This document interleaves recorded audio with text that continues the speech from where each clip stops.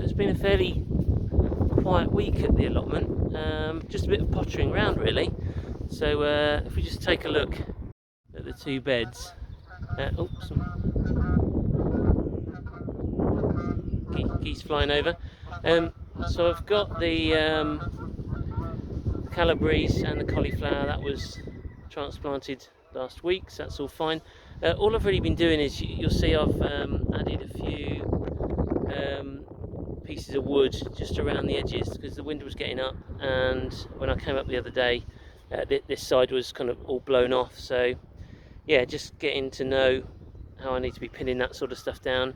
I've been coming every other day and just getting the watering can and putting a bit of water at the base of each of the plants, and then I've been, just to try and keep the moisture in, I've been then brushing over some of the drier soil over the top of the water. That seems to have helped. There's been a bit of rain last night as well, which is all good.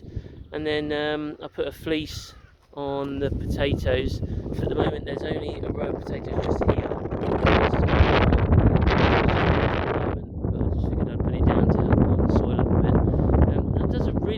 Job actually. I'm very surprised. It's incredibly thin fleece, but it's quite warm underneath. And the other thing I had to do was just put a bit of wood around the outside. As you can see at the moment, it's a little bit windy today, and without something keeping the fleece down around the edges, it would just blow off very, very easily. It's ultimately a bit like a parachute, I suppose. And all I've done around the edges was just put some soil all around the edge. Obviously going to have to decide what to do once the potatoes start to grow, but the fleece is only really there for this month and some of next month into April. Apart from that, I've been just going around and just doing a bit of weeding. I've just been keeping on top of weeding. There's also some of the rye, which was the green manure I sowed too late last year. That's still coming through, so I'm just sort of going through and turning that over so it goes into the soil. But apart from that, we're all looking good. The only other thing I've been doing is keeping on building the compost heap. So the compost heap on the left I built last year and finished at the end of last year. That is starting to break down, and this year I'm just putting layers on. So we have guinea pigs at home, so a lot of that is guinea pigs. We've had a few deliveries of a delivery of meat came using wool as insulation, and it said you can put that on the compost heap, so I'm trying that out. And it's a mixture of hay, of newspaper from the guinea pig's cage, and then also plant-based food scraps. And I'm also using the biodynamic preparation, which is called the Mousestall starter, which is a combination of things like cow pat and eggshells, things like that. So I put a sprinkling of that Mousestall starter down, just about a teaspoon each time. Then I put the new layer on top. There's also some green matter that I've pulled off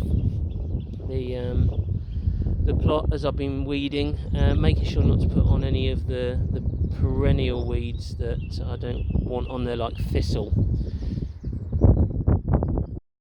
So that's it really.